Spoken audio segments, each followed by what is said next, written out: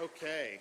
Well, good afternoon. We're back in Sarasota. Great to be here. We're joined with the Commissioner of Education, Manny Diaz. We've got a lot of folks from the neighboring counties as well as Sarasota County that are superintendents that work in the school district, that work for the local education foundations, and you'll hear more about that in a minute. We also have Representatives Robinson and McFarland, as well as Senator Gruters here. So I want to thank everybody for all the hard work they've been doing over these last few weeks. We, of course, had to ramp up and respond to 2 storms in a matter of weeks, which is something that was not easy to do. As this most recent storm approached, Hurricane Helene, the state had staged over 50,000 linemen, hundreds of pumps, generators, flood protection devices, you name it, and even had to do an emergency debris mission to help the local governments with debris left over for Helene. So the Florida Department of Transportation removed 270,000 cubic yards of debris leading in to Hurricane Milton from some of the harder hit areas, including some of the places in Sarasota County.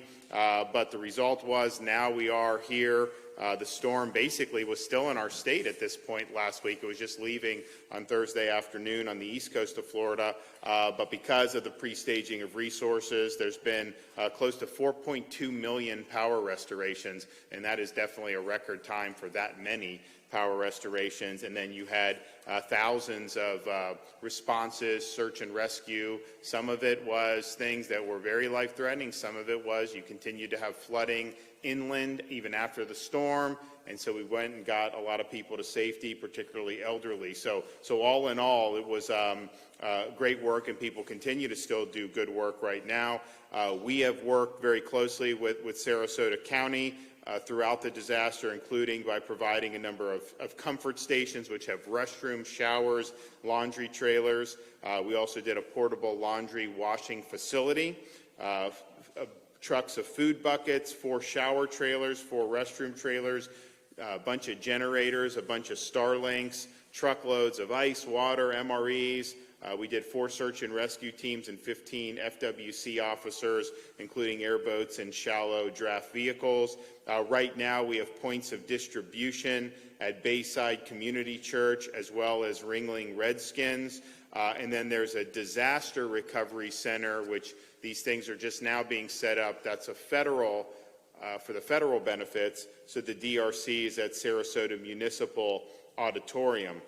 Obviously, one of the things that becomes very difficult when you have these disasters is the schools and making sure that, well, one, sometimes schools can get damaged just like anything else. Most of them are pretty good, but you can have damage. And then people that work for schools can have damage and can have problems in their own private life. And then all the kids that you have to worry about, and sometimes they have been displaced depending on the severity of the storm. And so we've worked really hard understanding the challenges to work with our school districts to make sure that we can get the students back to normal as quickly as possible following these disasters. And so today we are, as I said, less than a week away from when the storm left the state. And all school districts in the state of Florida are back to normal operations today. So that's a very quick turnaround. That's a very good job. Here in Sarasota is where the storm made landfall.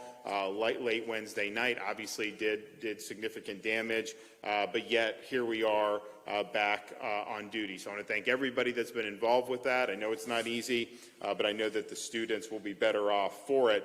But as important as that is, we also recognize that you have different needs. I mean, I remember with Hurricane Ian, some of the teachers, they lost their cars. Some of them had real serious damage to their homes. There's all kinds of things that needed. And yes, we have our pods. We have different things that the state does. I know your folks locally have been working hard. We are approved for things like individual assistance through FEMA. Now, recently, I just announced in Tampa, we got approved for the transitional housing, the TSA, which allows people that don't have access to housing to be able to do things like hotel rooms, which, in this area, you probably have some options. Some of the more rural areas, it's not as effective. So you have all that, but then there's even outside all those resources that are being brought to bear, there's other things that are necessary. And so one of the things we do to try to fill in those needs is use the Florida Disaster Fund to be able to support private organizations, charitable organizations who are helping folks in need. And so we did $100,000 donations to a number of the police and fire organizations to be able to help their members. And I'm pleased to be here today to say we're going to do the same thing for the schools and for teachers. So we are doing, through the Florida Disaster Fund, $100,000 to each of the support organizations for the counties hardest hit by Hurricane Milton. So Hillsborough, Manatee, Pasco, Pinellas, and Sarasota, their education foundations will all receive each $100,000. And so that's really good. That's helpful.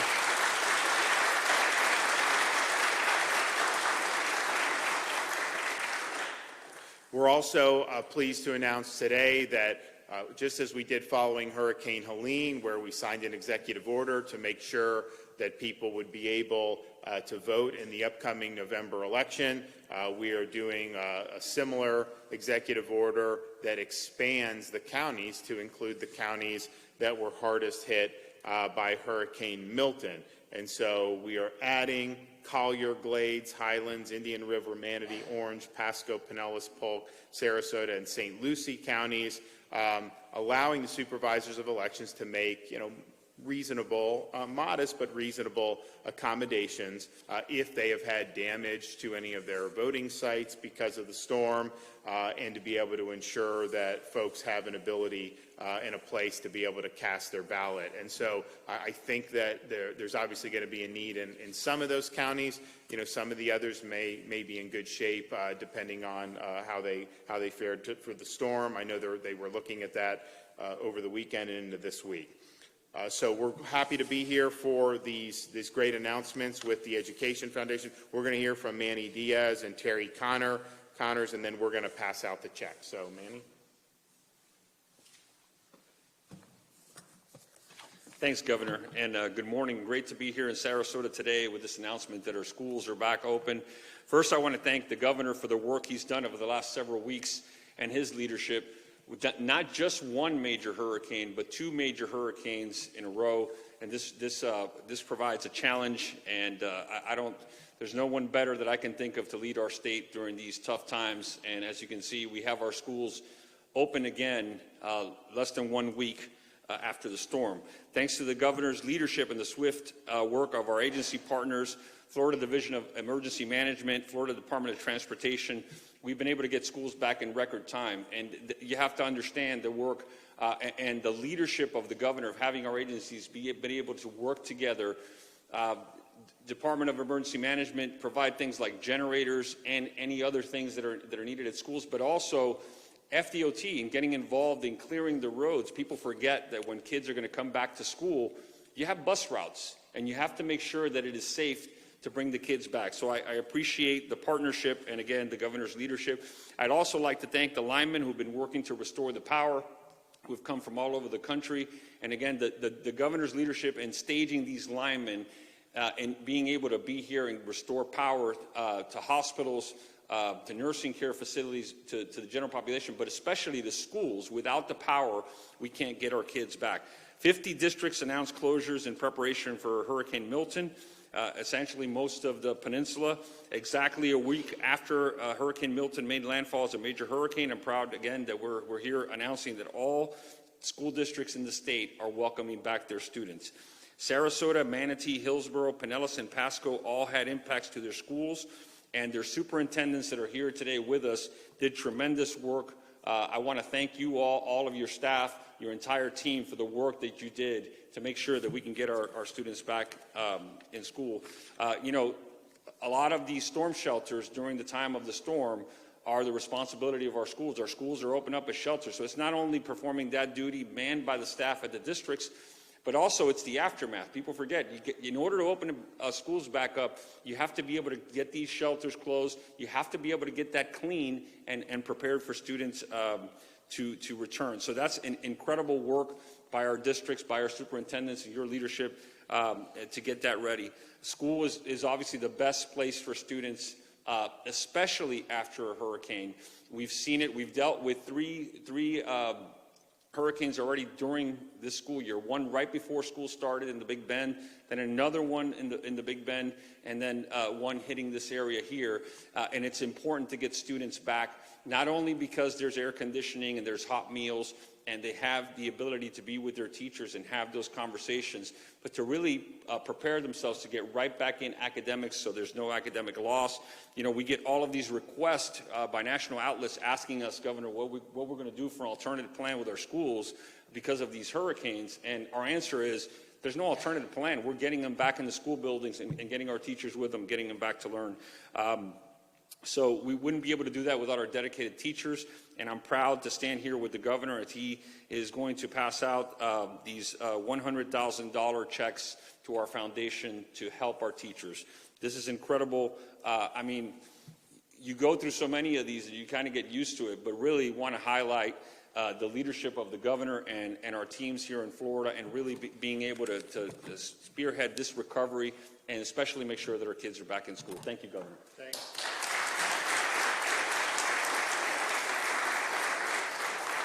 Well, first off, I want to thank the governor and the commissioner for coming here to Sarasota and for the Tampa Bay region. It has been a 1-2 punch over the last couple of weeks with Debbie and Milton, and we've had Helene as well. And so what happens in terms of preparation for schools, for the community to be shelters, what it takes to operate a shelter over the course of a hurricane, and what it takes to clean up and to restore stability in the community takes a lot of work and a lot of effort and a lot of people involved. So first, I want to thank the governor, first off, for staging the resources that we need, getting the power, getting the fuel, getting the food and water that we need to get back to normal in our community, but as well as our essential workers. Booker High School, right here where we're at today, serviced over 2,000 community members during the shelter, and Sarasota County hosted over 10,000 guests over that time. We served over 38,000 meals during that time. And so the contributions of what I call our essential workers, our administrators, our custodial staff, our food and nutrition services, who have to sacrifice their personal challenges and the things that they need to do to prepare for the storm and to prepare their families to go through the storm, is heroic in what they do. And so I just want to thank our essential workers. And I had the privilege to walk schools yesterday. Sarasota County got our students back in class as of yesterday. And as I walked those classes and I saw the smiles on the teachers' faces, on the students' faces, they wanted to be back. The stability, the routine that you bring back to a community when schools are in session, that is the stability of the community. And we just thank our teachers who are still facing personal challenges. Even through all of this, they're facing personal challenges. They've been impacted in so many different individual ways. And we've had teachers who've lost their vehicles, that's lost their homes, that are suffering with food shortages, with the spoilage of power outages. And so we just thank you, Governor, for recognizing and appreciate the work that you've done to help us get back on our feet, because Sarasota County will get back, as well as our Tampa Bay region will be resilient. We will recover. We'll be stronger than ever, just like we have through Ian, through Irma, through Debbie, through Helene. Floridians are strong. And it's because of the support of the governor and all of the partners, the community partners, as well as our teachers and staff. So thank you for being here. Okay. All right, so people want to come up and take the check. So Hillsborough Education Foundation. Manatee Education Foundation. Yep. Pasco. Pinellas, and Sarasota.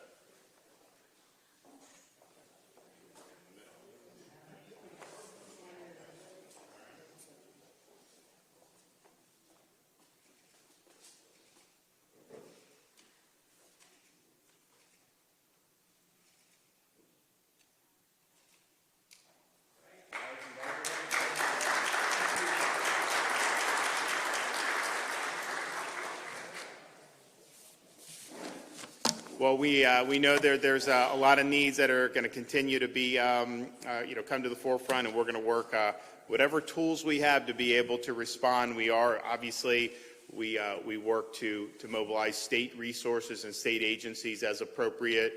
We've worked hard to qualify our residents for different types of federal assistance, but we are going to harness the ability through this disaster fund to work with charitable organizations. We just did a $1 million donation across a wide range of organizations in Tampa that are going to help people throughout this entire region on everything from providing hot meals to folks, to helping children with special needs, to helping elderly. I mean, you name it, they're doing it, and we're going to continue to have all hands on deck. Okay, thank you. Any questions? Yes.